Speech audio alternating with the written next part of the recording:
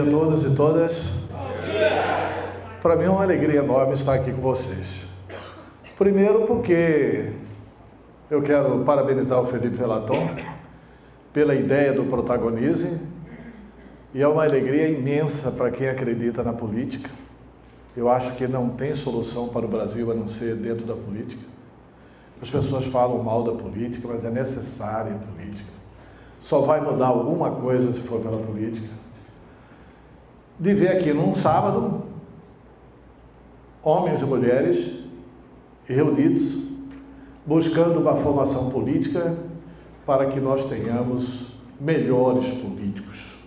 Essa que é a verdade sobre a presença de todos vocês aqui. Eu vou começar falando um pouco de mim, para me apresentar a vocês. Eu fiz política estudantil. Na época que a gente fazia política estudantil, era uma situação muito diferente da que fazem hoje. Não existiam as liberdades no Brasil. Nós vivíamos uma época da ditadura militar. E tinha um tal de decreto 477 que proibia, por exemplo, reuniões como essas, né? As pessoas eram consideradas subversivas, maus brasileiros, que atentavam contra a pátria. Enfim, nós não tínhamos liberdade. E tem pessoas que ainda têm saudades da ditadura. Diz que era bom. Não era. Não era. Definitivamente não era. Eu me candidato a vereador em 1982. Eu fui vereador, fui deputado federal constituinte e me elegi também 2 vezes para o Senado da República. Eu tomei posse em uma, porque na outra eleição foi roubado. Quando o voto era de papel, tem muita gente que ainda fala: o voto de papel era melhor coisíssima nenhuma. Esse voto eletrônico é indiscutivelmente mais garantidor da vontade popular do que o voto de papel. Só para vocês terem uma ideia, a primeira eleição minha de senador teve 42 dias de apuração e depois eu perdi a eleição por 17 votos. Até hoje o deputado Gilmar Fabres fala, porque o presidente do tribunal na época adoeceu e deixou umas células de votação assinadas. Então era avião do PDS, PFL, correndo o estado inteiro, e as urnas que eu perdi foram as únicas que não ficaram no cofre do tribunal. Urnas que ele havia requisitado para o gabinete dele e depois foram enxertadas lá no gabinete e recontadas com 42 dias depois. Até que chegou o momento que eu perdi. E eu acabei perdendo por 17 votos. A primeira eleição minha para o Senado, depois eu ganhei a outra. Eu quero dizer que eu tive um grande erro como vereador. Depois, eu tentei consertar esse erro na condição de senador da República. Mas o erro foi por desconhecimento. Eu não sabia daquilo que fui informado só quando era senador. É que, como senador, eu tive a felicidade de ser colega do Paulo Artung, que foi um brilhante senador e depois foi governador várias vezes pelo Espírito Santo, inclusive fazendo um trabalho extraordinário lá no Espírito Santo. E o Paulo Artung tinha um projeto no Senado que, quando ele saiu para disputar a eleição de governador, eu reapresentei o projeto. Eu talvez seja o político de Mato Grosso que mais título de persona não grata tem dos municípios de Mato Grosso. Injustamente. Das câmaras municipais. Sabe por quê? Porque eu encampei o projeto do Paulo Artung. O projeto não era originalmente meu, mas a ideia era extraordinária. Vocês podem até ficar também chateados comigo, mas eu achava que aquilo era muito bom. O projeto do Paulo Artung estabelecia o seguinte, que o mandato de vereador em cidades com até 50 mil habitantes deveria ser honorífico. Ou seja, sem remuneração. Por que isso? E eu representei o projeto. Porque se vocês pegarem Mato Grosso, pegar São Félix do Araguaia, reúne uma vez por mês. Se você pegar Vila Rica, reúne uma vez por mês. Ribeirãozinho, reúne uma vez por mês. Dá ou não dá para ser mandato honorífico e o cidadão exercer a profissão dele normalmente? Quer dizer, e aí nós teríamos melhores lideranças. E isso me valeu cursos títulos de pessoa não grata em vários municípios. Eu fui desafiado uma vez para ir em Canarana. E aí as pessoas lá em Canarana, um auditório como este aqui, lotado, dos vereadores todos da região, com a moção de repúdio, e eu fui lá para apresentar o projeto. Evidente, naquele ambiente, né, não era favorável a mim. Mas eu falei para eles, tudo bem, eu faço o debate com vocês, vamos transferir só de local. Vamos transferir esse ambiente aqui para a praça pública e ver o que a população acha disso. Mas eu não tenho dúvida de que seria melhor para a política brasileira. Eu lamento, porque eu considero que foi meu erro como vereador. Porque eu não defendi isso quando eu era vereador em Cuiabá. Ah, mas você podia ter defendido até para Cuiabá? Podia. Porque tempos depois eu soube que antes de 64 era honorífico. Meu pai foi vereador em Cuiabá em 1962 e o mandato era sem remuneração. E a Câmara era uma Câmara extraordinária. Isso era assim no Brasil inteiro. Aí depois é que vieram essas remunerações. Mas eu vou falar para vocês o seguinte, eu fui deputado federal constituinte, eu saí de vereador para deputado federal, pouca gente acreditava que eu ia ganhar, eu acabei ganhando a eleição. É difícil a eleição de deputado federal? É dificílima, mas a gente conseguiu ganhar e ganhar até bem. Eu fui o 4º colocado de Mato Grosso, fui o 2º mais votado em Cuiabá e na Baixada Cuiabana. Perdi em Cuiabá para o Rodrigues Palma, ganhei dele nos outros municípios da Baixada Cuiabana. Depois, eu me elejo senador da República. Também é uma eleição difícil, só que é uma eleição mais conceitual, majoritária, não depende tanto de você. O partido leva a sua candidatura, a coligação leva a sua candidatura. E eu fui vereador em Cuiabá. E eu quero dizer a vocês o seguinte, se vocês quiserem ser candidatos e candidatas a vereador, preparem-se, porque vocês vão disputar a mais difícil eleição de todas. Falo com a experiência de quem disputou 3 eleições. Disputei para governador, perdi.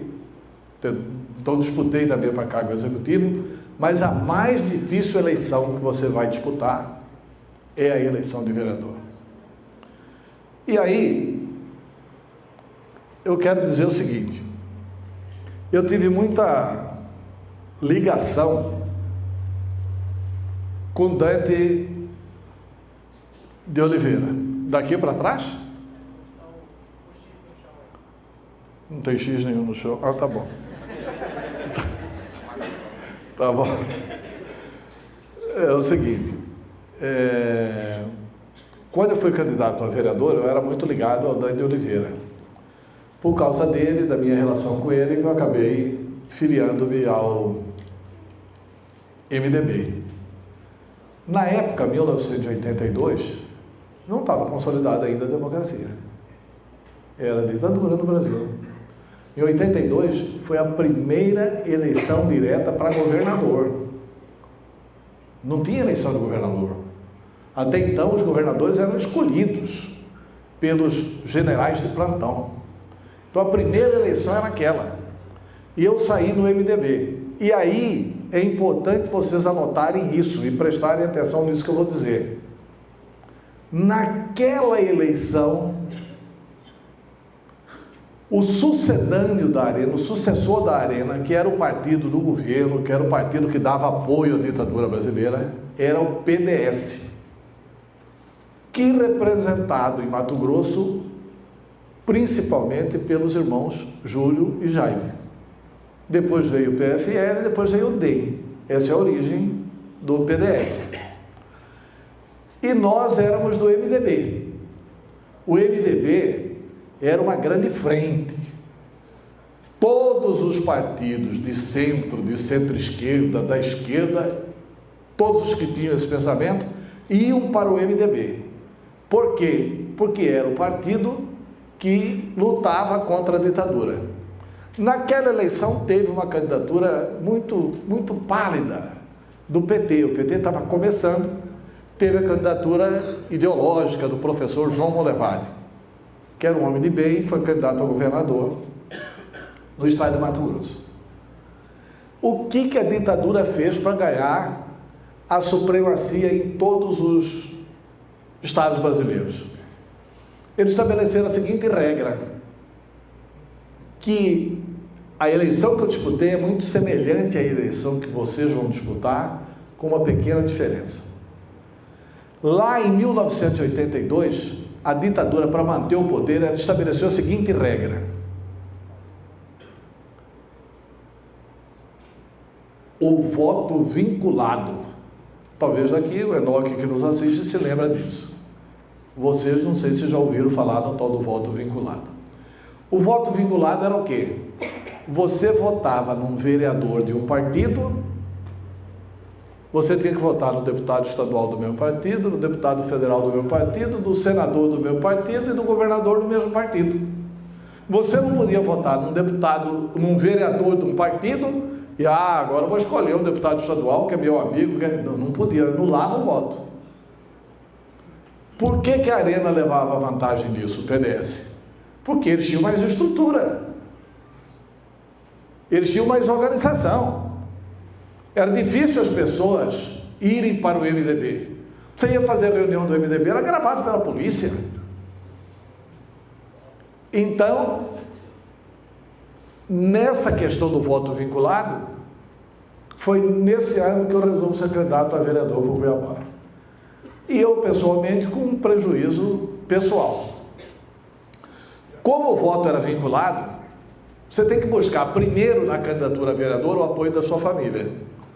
Como o voto era vinculado, eu resolvi sair pelo MDB, embora meu pai tenha sido presidente da Arena. As pessoas falam assim, a Tero foi da Arena. Mentira, eu nunca fui da Arena. Mas por que você nunca foi da Arena se seu pai era presidente da Arena? Eu nunca fui da Arena porque eu testemunhei uma grande injustiça feita com meu pai e isso acabou me levando para outro campo, embora não tenha sido até um posicionamento ideológico, não.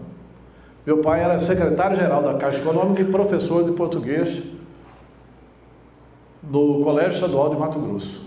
Naquela época eles falavam professor catedrático de português. E ele teve que amputar a perna, ficou numa cadeira de rodas, e ele era presidente da Arena e foi demitido do cargo de secretário-geral da Caixa Econômica Federal e deixou como aposentadoria para minha mãe um salário mínimo que foi a aposentadoria dele de professor. Nós sabíamos disso. Eu tive que interromper meus estudos, que eu estudava no interior de São Paulo, porque aí não conseguia mais pagar o estudo para mim, e vim para cá. Mas nós estávamos proibidos de comentar isso com meu pai.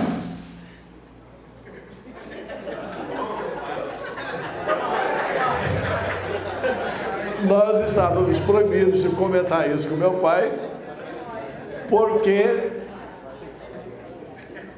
porque ele era diabético, estava com a perna amputada e não era bom ele ter essa contrariedade. Ele morreu sem saber disso. Então, lá atrás eu fiz a escolha pelo MDB. Então, eu saio candidato a vereador pelo MDB, consigo me eleger em quarto colocado na posição geral, que na época, eu não me lembro se foi 1.865 ou 1.685 votos, mas que era muito voto na época. Cuiabá tinha em torno de 70 mil eleitores. Era uma boa votação. Aí é o seguinte, por que eu digo que aquela eleição é parecida com esta que vocês vão disputar? Porque nesta eleição acabou a coligação. não vai ter mais a coligação na proporcional. Significa dizer que não vai ter coligação entre determinados partidos. Nós temos um prefeito de Cuiabá, Emanuel Pinheiro, que é do MDB. Ele se elegeu com o MDB, com o DEM, com o PR, com o PTB, com o PV, com o PP, com o PDC e com vários P's. Aí, na disputa, quando tem a coligação, o seu adversário está dentro da coligação. Você tem que lutar para estar entre os mais votados daquela coligação. Então você elege como principais adversários da sua campanha os que teoricamente estão ali juntos, embutidos do mesmo propósito. Isso enfraquece a possibilidade de ter partido. Nós hoje, se for perguntar aqui, você vota em candidato ou vota em partido? É desnecessária a pergunta.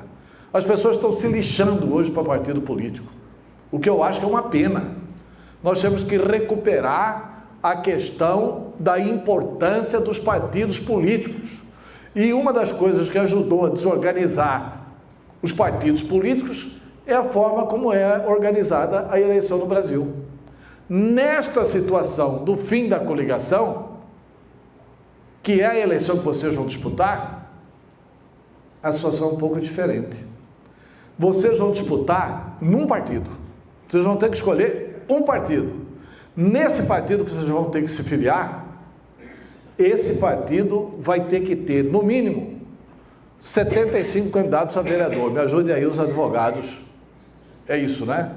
É um terço, não é isso? 150% do número de vagas, então é menos, né? 36. Então vai poder ter 36 candidatos a vereador cada partido.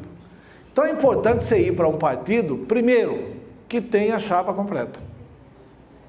Segundo, que tenha a cota das mulheres para respeitar as mulheres. E não para fazer como tem aqui num processo do Tribunal Regional Eleitoral, onde o juiz,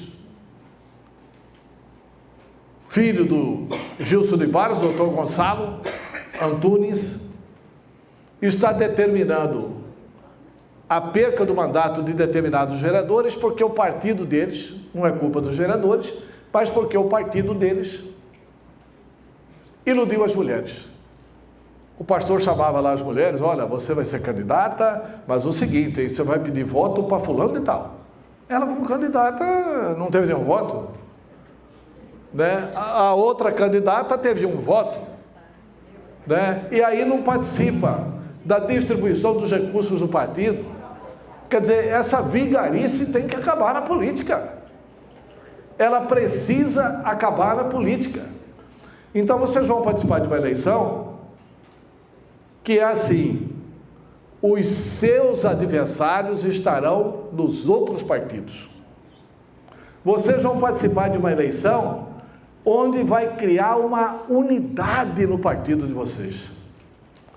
Onde você, quando for pedir o voto, olha, eu sou Antero, candidato a vereador, eu queria seu apoio. Olha, Antero, eu não vou votar em você, vou votar no Felipe Velatão. Tá bom, mas o Felipe é do meu partido? É. Ótimo, você está votando bem, muito obrigado e tal. Por quê? Porque o voto dado ao Felipe vai servir para mim. Você vai ter que lutar pelo voto que não está indo para a sua legenda. É uma bobagem imensa essa postura de tentar doutrinar o cara ali quando ele já te comunicou que ele já escolheu o candidato. Esquece. Ainda que seja um candidato adversário, esquece. Porque eu estou acostumado a trabalhar com comunicação. Quando chega lá 15 dias, 10 dias antes da eleição, você vai para a pesquisa de vereador, tem 85% indefinido. E praticamente de cada 10, 8,5 não sabem quem vai votar. Então, corra atrás desse voto indefinido. Corra atrás, desse voto indefinido. Então, eu gostaria de estabelecer aí essas duas diferenças dessas campanhas, né? Eu acabei não explicando aquela dificuldade da minha candidatura a vereador, é que eu fui candidato no voto vinculado, quem votava em mim tinha que votar no estadual, até governador, no MDB. E assim, você busca bastante o apoio da família. E como candidato do PDS, eu tinha um tio, Benedito Alves Ferraz, que era casado com a irmã de minha mãe. Então é evidente que a família rachou. O Ferraz, que era líder, inclusive, do governo Frederico Campos, que tinha muito prestígio no PDS, né, a família chegou a me chamar, olha, você não vai ter voto de ninguém, ninguém vai votar em você, nem sua mãe vai votar em você, você desista disso e tal, papai. Eu falei, esquece, eu vou ser candidato. Eu não vou desistir, vou ser candidato. Eu ganhei e ele ganhou, mas é evidente que ele não teve os votos da minha família, e não foram poucos, e eu também não tive os votos da tia Zita e das pessoas mais ligadas ao Ferraz, que também não foram poucos. Então havia essa diferença. Nesta eleição aqui, não há essa vinculação. Você pode receber o voto e o cidadão pode votar em prefeito do outro partido, que o seu voto vai valer. Naquela vez, não valia. Então, se alguém votou no Antero e no Ferraz, não valeu para mim, não valeu para ele. Tá? Uma outra questão que eu quero dizer a vocês é o seguinte. Embora o seu voto não esteja vinculado ao voto de prefeito, é importante que vocês sejam leais aos prefeitos que o seu partido apoiar, ao prefeito que o seu partido apoiar. Falo isso por experiência própria. Eu fui candidato a vereador, o voto era vinculado, e eu costumava pedir voto nas reuniões, eu sabia que o voto era vinculado. Eu costumava dizer às reuniões o seguinte: antes de decidir o seu voto pelo vereador Antero, decida o seu voto pelo Padre Pombo. Porque o voto era vinculado. Quem que tinha mais votos em Cuiabá? Claro, era o Padre Pombo, candidato a governador. Por pior que seja o seu candidato a prefeito, o seu candidato a prefeito vai ter muito mais votos que você. O seu candidato a prefeito vai ter muito mais votos que você. Hoje em dia, o que é normal? Olha, eu sou Antero, candidato a vereador, estou pedindo o seu voto. Olha, tá bom, mas no seu prefeito eu não voto. Você vai, beleza, vamos embora, né? A prática normal é essa, eu vou garantir o meu. Porque é que eu vou ficar brigando aqui pelo voto de prefeito? Hoje, ainda é possível ter essa tática. Não sei se é a melhor, mas também não acho que tem que ter uma queda de braço muito grande para reverter o voto. Eu vou dizer o seguinte: como é que eu organizei minha campanha de vereador, vendo os medos aqui de dinheiro, não dinheiro, etc. e tal. Naquela época, era mais fácil fazer campanha sem dinheiro. Porque você tinha uma guerra ideológica. Estavam no MDB os que queriam a queda da ditadura militar. Estavam no PDS os que queriam manter a ditadura militar. Então, dentro do MDB, tinha uma coisa que unia todo mundo, que era lutar pela queda da ditadura militar. Dentro do PDS, tinha uma coisa que unia eles. Era a manutenção do status quo, manutenção do poder e lutar por essa manutenção do poder. Como é que, pessoalmente, eu organizei a campanha? Eu organizei a campanha da seguinte forma. Eu peguei alguns voluntários que eu fui descobrindo ao longo da campanha. Eu tinha um Fusca 1.300, que não era nem meu, foi emprestado pela minha sogra. Ganhei do Dante um aparelho de 50 watts, daquele alto-falante. Quando faltar 10 minutos, você me dá um sinal, tá? Para eu terminar. Ganhei do Dante um aparelho de 50 watts, colocava esse aparelho no carro, pegava um microfone com cabo longo, chegava nas ruas, o Dante que me ensinou isso, o Dante que tinha essa prática, eu copiei essa prática dele, pegava um banquinho, punha fora do carro, subia em cima do banquinho, companheiros e companheiras de Cuiabá. Eu sou Antero Pajibá, sou jornalista, radialista, sou candidato a vereador, defendo isso, isso e aquilo. E estou aqui pedindo o seu voto e tal. Enquanto isso, os 3 voluntários que estavam comigo estavam distribuindo panfleto para a população. A gente fazia muito isso onde? 6 horas da manhã no Mercado do Peixe, a partir de 6h30, 7 horas da manhã nos pontos de ônibus, hora que dava 8h30 da manhã na porta dos bancos. Quando chegava 9 horas da manhã, a gente fazia o quê? Eu comecei, orientado inclusive pelo Dante, a fazer o seguinte: a gente comprava aquelas pequenas mantas de carne seca que vendem no mercado, já vem tudo assim, empacotadinho e tal, de 1 quilo, e ia, por exemplo, no bairro Bela Vista. E eu me lembro que assim que eu conheci um dos grandes amigos meus, que foi o Jorge Moraes. Bati lá na porta da casa dele. Ó, quem que é você e tal? Eu sou Antero, candidato a vereador, estou vindo aqui visitar o bairro. Eu te conheço da televisão. Eu apresentava programa de televisão na época. Vamos entrar e tal. Falei, Jorge, nós estamos querendo fazer uma reunião aqui à noite, em frente à sua casa. Você permite, etc. Tal. Permito. E por que você está em casa? Não, porque eu estou desempregado. Você pode andar comigo no bairro? Posso. Então ele saía no bairro apresentando para todas as famílias do bairro Bela Vista, onde, aliás, fui o mais votado naquela eleição. E eu falava para ele: olha, eu trouxe aqui essa manta de carne seca, será que a sua esposa podia fazer para nós um almoço, uma carne com arroz? E aí a gente almoça aqui. Tá bom. Aí almoçava na casa dele. Chegava, depois do almoço, descansava um pouco lá, ficava conversando, batendo papo. 2 horas da tarde, voltava para terminar as visitas nos bairros. Enquanto estava fazendo a visita no bairro, o carrinho de som estava rodando o bairro, convidando hoje à noite uma reunião com Antero Pajibá, candidato a vereador, em frente à casa do Jorge Moraes, da rua tal, número tal. Pronto. Chegava à noite, eu ia para minhas reuniões. Depois da minha reunião, que eu ia na reunião do Padre Pombo. Lá tinha 50 candidatos que queriam falar. Na minha reunião era só minha.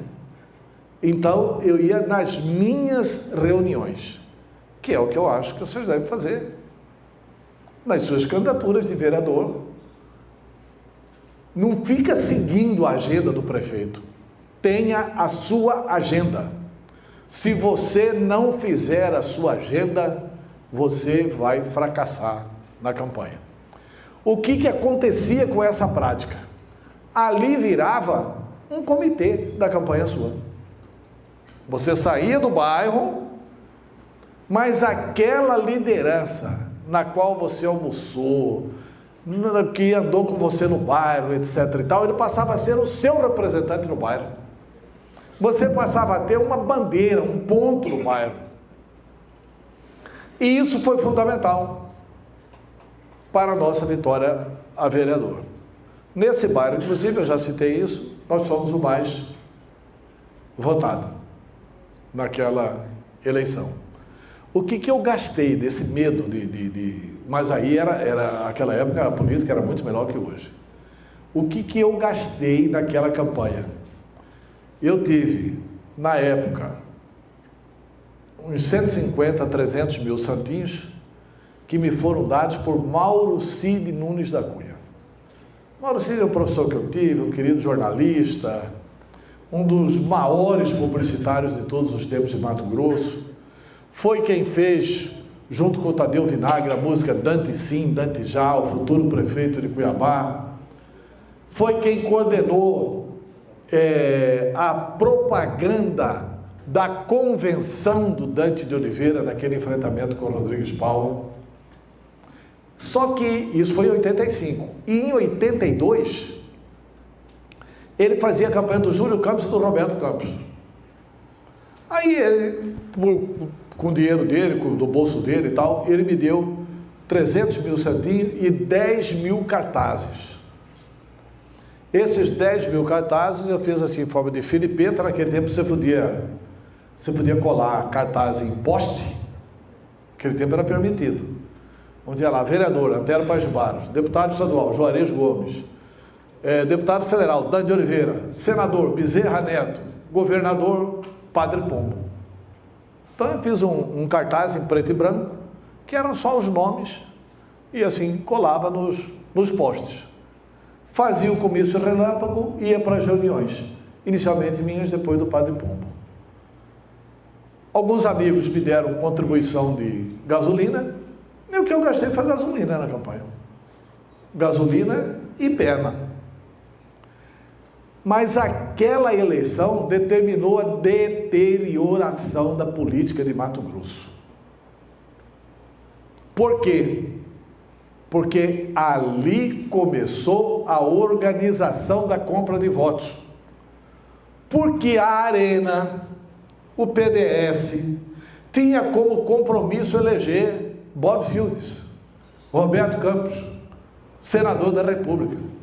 Roberto Campos nem sabia mais falar português. Foi um brilhante mato-grossense, um homem de uma cultura invejável. Foi embaixador do Brasil em Londres, foi ministro do Planejamento, serviu aí aos governos militares e era uma inteligência rara. E com a presença do Roberto Campos aqui, sem saber falar inclusive português direito, eles tinham que comprar a eleição. Então, nessa época em que surgiram essas contratações de exércitos de cabos eleitorais, foi a presença de Roberto Campos na política de Mato Grosso quem determinou isso. E essa prática hoje é isso. Do mesmo jeito que o Velatão conta aqui que tem um vereador lá bem sucedido que paga R$50 e tem 4 eleições, eu conheço também um deputado estadual amigo meu que contratou 30 mil boca de urna e não teve 2 mil votos aqui em Cuiabá. Então, eu nunca fiz boca de urna e não acredito na eficiência da boca de urna. E acho que, eticamente, para quem está querendo começar a política, não é uma boa prática essa questão da boca de urna. Só para concluir essa questão de vereador, é o seguinte: vocês precisam, ao se filiar do partido, verificar se esse partido terá chance de ter chapa própria. Precisa verificar os nomes das pessoas que estão filiadas nesse partido. Quais são as suas reais chances? Pedir para um advogado ajudar vocês na questão do coeficiente eleitoral. Para vocês imaginarem, assim, com tantos votos, neste partido eu vou me eleger vereador.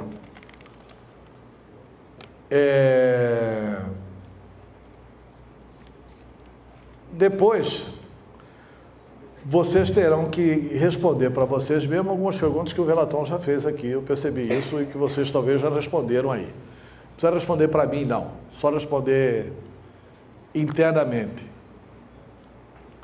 Por que você quer ser vereador para o Cuiabá? Quais são os seus projetos para ser vereador em Cuiabá? Não tenham muitas bandeiras. Ninguém se elege com muitas propostas. Escolha aquela proposta que você acha que é a maior necessidade da população e trabalhe ela. Suplicy se elegeu 4 vezes senador por São Paulo com uma proposta só, renda mínima. Não tem a segunda proposta do Suplicy. Ninguém conhece a segunda proposta do Suplicy. É renda mínima. Quando eu fui candidato a vereador, eu tinha 3 ou 4 propostas no máximo. Era acabar com o monopólio da nova era. Acabamos. Fazer a lei do meio passe para o estudante. Fizemos.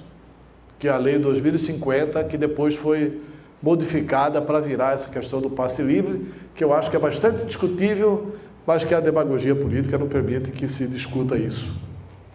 Né? E Cuiabá não enfrenta esse debate.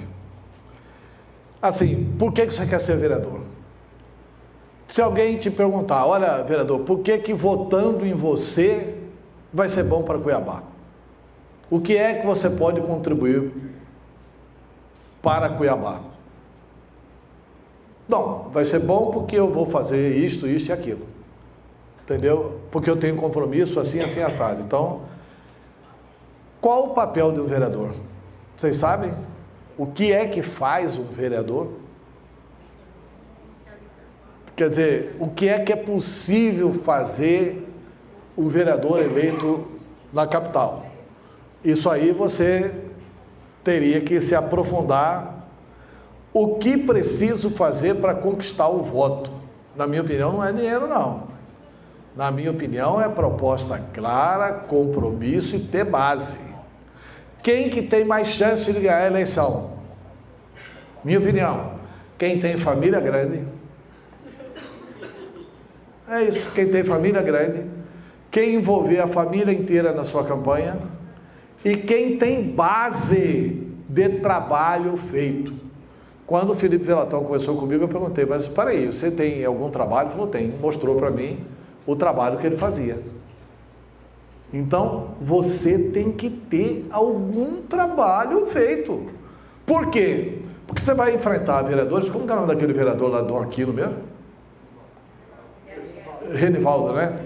Você vai enfrentar o Renivaldo, a família dele é grande, ele mora no bairro do Dom Aquino e ele tem serviço prestado no Dom Aquino. Então, a hora que abrir a urna do Dom Aquino, ele vai ter bastante voto. Qual que é a urna que você vai ter bastante voto?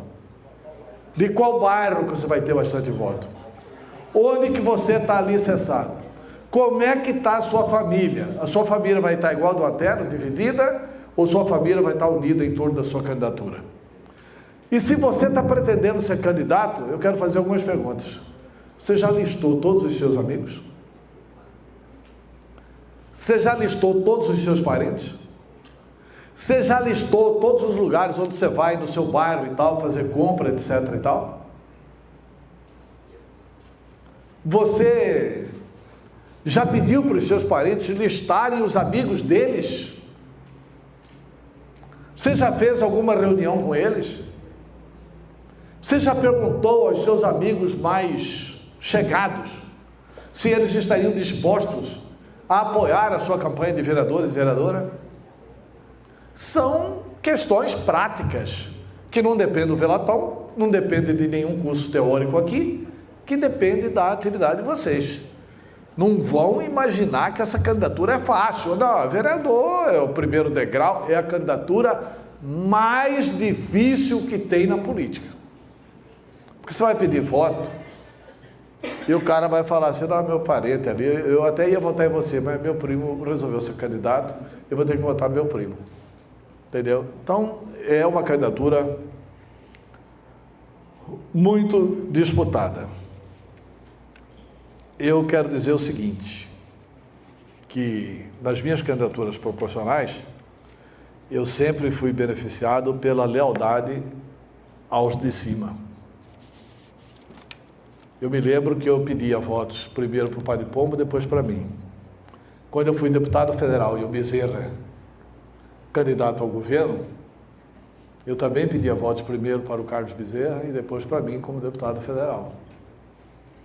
O Bezerra estava sendo massacrado, inclusive no horário eleitoral, pelo partido adversário, e as pessoas tinham assim, achavam que eu era bom vereador, mas tinham uma desconfiança se eu podia ou não ganhar a eleição. O que me fez subir muito, não só em Cuiabá, como também em todo o estado, foi que eu fui para a televisão e assumi a defesa do meu candidato a governador. O que ninguém proporcional tinha feito. As pessoas ficam falando só dele, abandonam a luta do partido, quando o Bezerra era, inclusive, o favorito para ganhar a eleição do governador, como acabou ganhando. Então, a defesa que eu fiz dele foi importante. E sempre tive uma lealdade muito grande ao meu amigo, meu irmão, Dante de Oliveira, né? E as pessoas falam assim, Antero, você não indica ninguém aí no governo Dante. Eu não indicava mesmo, nunca tive essa prática de ganhar a eleição e falar assim, agora vou encher a prefeitura de gente. Vou encher o governo de gente. O Dante era meu amigo, foi prefeito de Cuiabá.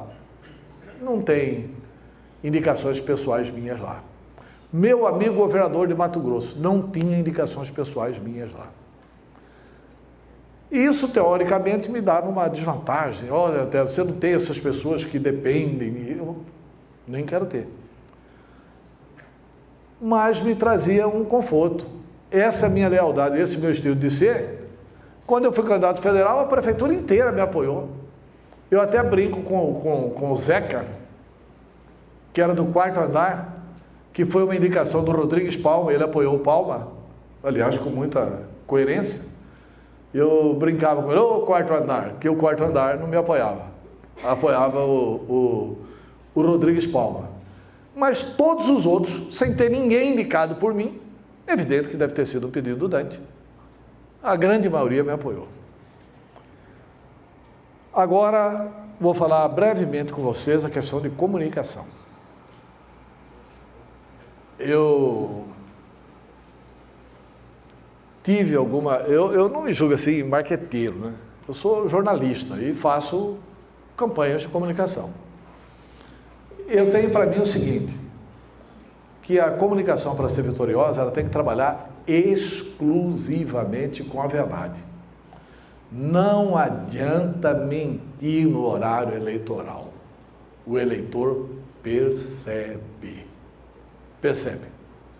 Eu me lembro que na campanha que o Dante enfrentou o Júlio, a reeleição, o primeiro programa de televisão, quem fez a campanha nossa foi o Duda Mendonça.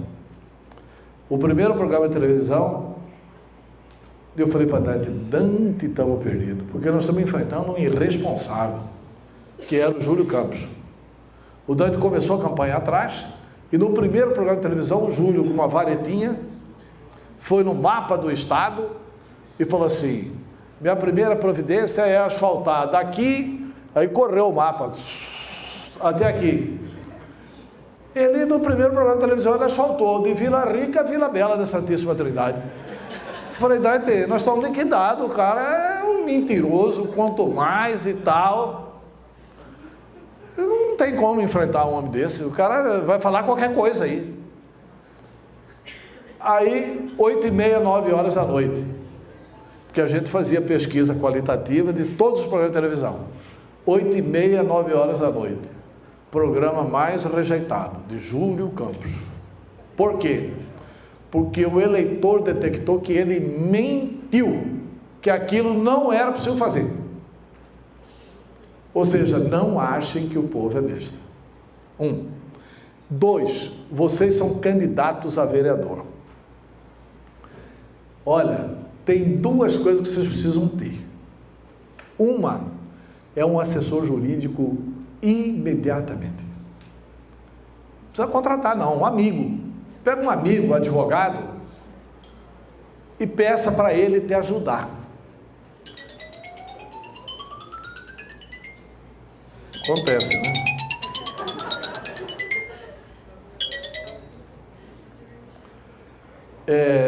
Peça para um amigo advogado para te ajudar. Porque você não pode ser passado para trás pelas cúpulas partidárias. As cúpulas partidárias são, na sua grande maioria, desonestas. As cúpulas partidárias, na sua grande maioria, têm um petit comitê que eles querem eleger. Tem os candidatos da preferência deles. E a distribuição do horário eleitoral tem que ser equânime, tem que ser igual, tem que ser isonômica para os candidatos a vereador. E se você não estiver alerta para saber quantas inserções vocês vão ter no programa, que é importante, mas agora a lei eleitoral estabelece também as inserções dentro da grade da emissora. E essa grade da emissora são vários blocos. O bloco das 8 às 10 da manhã, das 6 ao meio-dia, o bloco de meio-dia às 6, o bloco das 6 às 20, o bloco das 20 às 24. E ali são distribuídas as inserções dos majoritários e também dos proporcionais. Como é que você vai fazer o controle disso? Então as cúpulas partidárias chegam num determinado momento e falam, olha, não põe mais o Roberto aí não, põe o Antero. Eu quero privilegiar o Antero. Aí vai sair muito mais a propaganda minha do que a propaganda do Roberto. Vai sair muito mais a propaganda do Velaton do que a propaganda minha. Então, se vocês não cuidarem, vocês serão roubados dentro do próprio partido de vocês. Porque tirar esse tempo de vocês é tirar a possibilidade das pessoas saberem que você é candidato.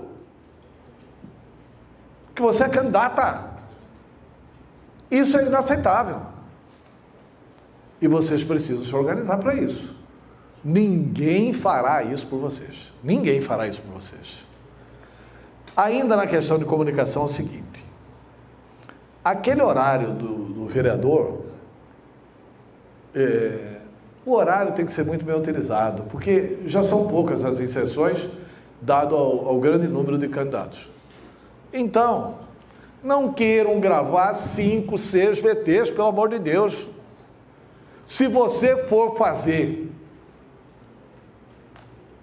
3 propostas, escolha a melhor delas, massifique a melhor delas.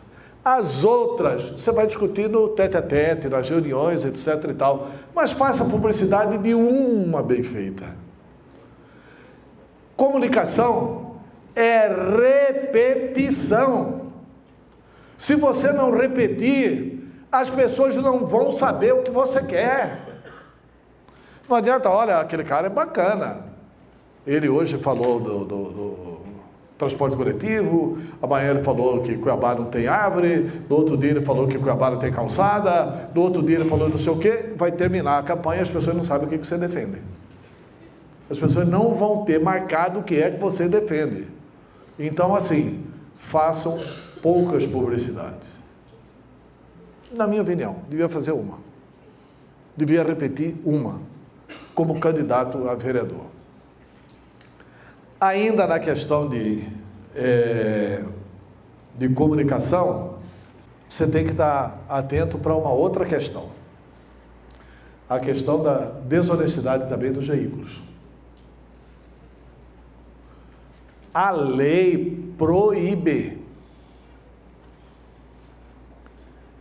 que eu, como Rádio Capital, onde eu trabalho, chame para dar entrevista no período eleitoral o vereador Felipe Velaton e não chame outro candidato para vereador.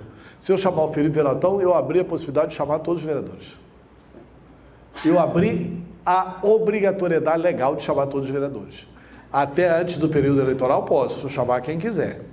Mas depois de começar o período eleitoral, acabou-se a brincadeira. E vocês vão ter que ter, e ninguém sabe disso.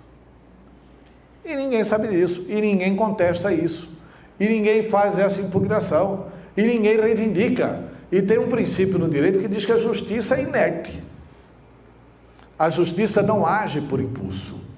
O juiz pode até ouvir aquela entrevista, mas ele não vai determinar por impulso o seguinte, agora vocês têm que chamar o candidato de todos os partidos, dessa coligação, etc. Tal, o que vai embozerar o horário da emissora. Certo? O juiz não agirá de ofício. Você vai ter que provocar o juiz. A justiça só age se provocada. E se você provocar o juiz através do seu advogado, você vai ter chance de igualar essa questão e a emissora de ter mais correção. Uma outra coisa que vocês têm que fazer, não é na campanha não, é quando terminar este curso.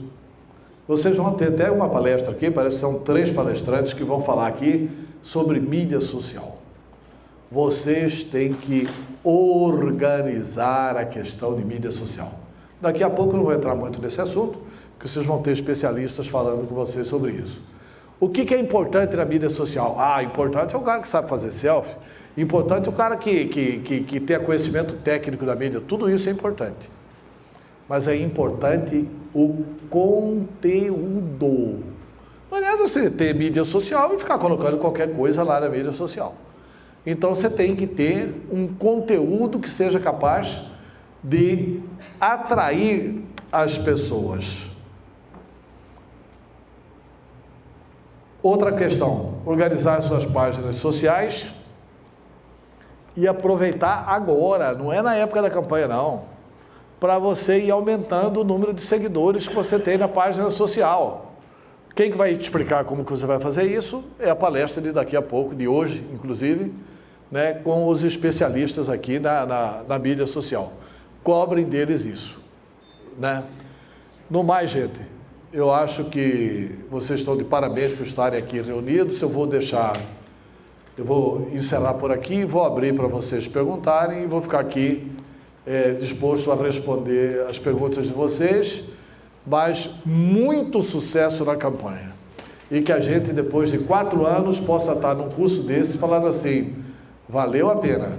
Daquele Protagonize, nós tivemos vários vereadores que devolveram a dignidade à Câmara Municipal de Cuiabá e fizeram de Cuiabá a nossa eterna capital verde. Muito obrigado.